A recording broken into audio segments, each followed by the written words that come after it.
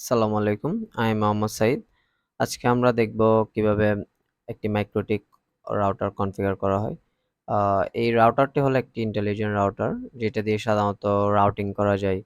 তার পাশাপাশি এর বেশ কিছু ফিচারের কারণে নেটওয়ার্ক অ্যাডমিনিস্ট্রেশন এর কাজও করা যায় এবং ব্যান্ডউইথ ম্যানেজও করা যায়।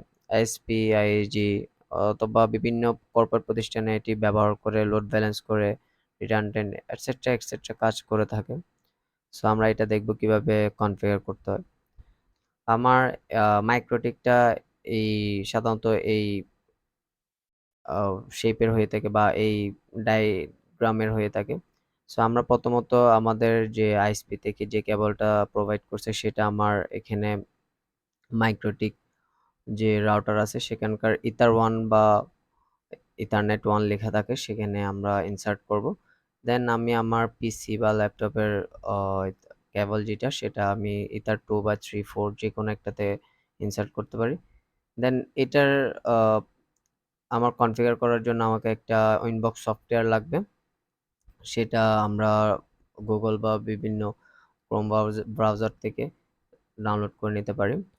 দেন প্রথমত আমার মাইক্রোটিকের ডিফল্ট গেটওয়ে থাকে 192.168.188.1 থাকে এবং এর ইউজার নেম অ্যাডমিন এটা ডিফল্ট ভাবেই থাকে এবং পাসওয়ার্ড ব্ল্যাঙ্ক থাকে। সো আমরা এটাকে কিভাবে কনফিগার করতে হয় সেটা দেখব। ধরুন আমার WAN বা ইন্টারনেট যেটা আইএসপি প্রোভাইড করে সেই আইপিটা হচ্ছে 192.168.110/24। সো এটা আমাকে আমার আইএসপি প্রোভাইড করছে এই আইপিটা। দেন আমি আমার ল্যান সেট আমি আমার নিজের মতো একটা আইপি ক্লাস নিয়ে সাজাবো। এটা আমি ধরছি 10.0.0.1 দিয়ে /8। এরপর আমি WAN কনফিগার করব, LAN কনফিগার করব, দেন DNS কনফিগার করব, দেন DHCP কনফিগার করব। এরপর একটা আইপি রাউটার আছে সেটা দেখাই দিব। তারপর হচ্ছে আমার একটা নেট ফায়ারওয়াল নেটিং রুল আছে সেটা করব। এভাবে আমরা আমার মাইক্রোটিকটাকে লাইভ করতে পারি। চলুন দেখা যাক। আমি প্রথমত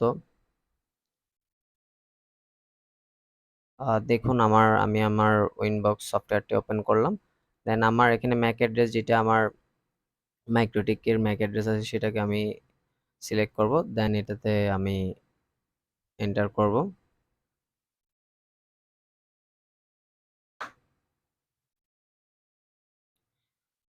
এখান থেকে আমি প্রথমত আইপিতে গিয়ে অ্যাড্রেসে যাব। অ্যাড্রেস থেকে গিয়ে আমি নিউতে গিয়ে আমার যে ওয়ান আইপি যেটা আছে সেটা আমি প্রোভাইড করব 192.168.110/24। এটা হচ্ছে আমার ওয়ান আইপি। আমি এটা একটা কমেন্ট করে দিচ্ছি যে এটা আমার ওয়ান আইপি সেটা বোঝার জন্য। দেন আমি আমার ইন্টারফেসটা দেখাই দিব। সেটা ইথার 1 দেখাই দিচ্ছি যেহেতু আমি আমার এটা WAN যে কেবল আছে সেটা ইথার 1 এ ইনপুট করছি, ইনসার্ট করছি।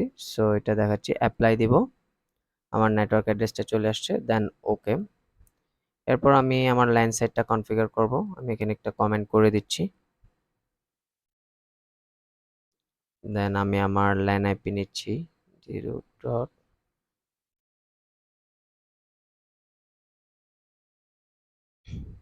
এরপর আমি ইন্টারফেস দেখাই দিব যেহেতু আমি ইথার 2 তে ইনসার্ট করছি। So apply okay.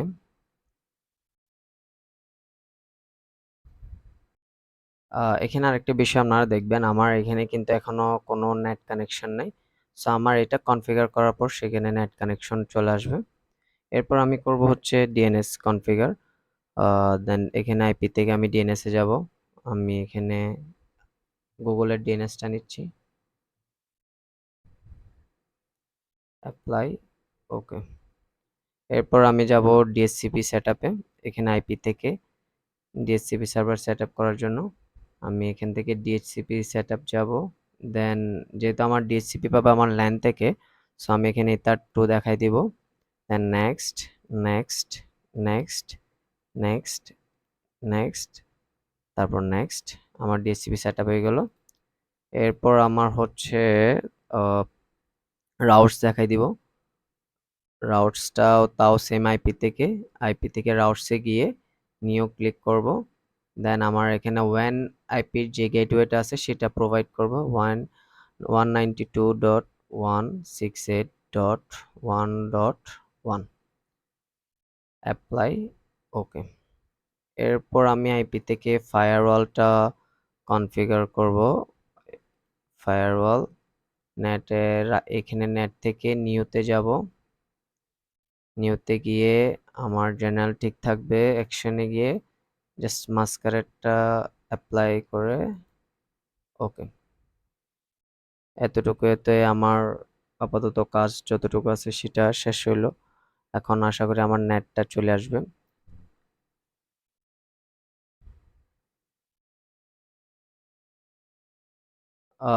এই যে দেখুন আমার নেটটা এখন চলে আসছে।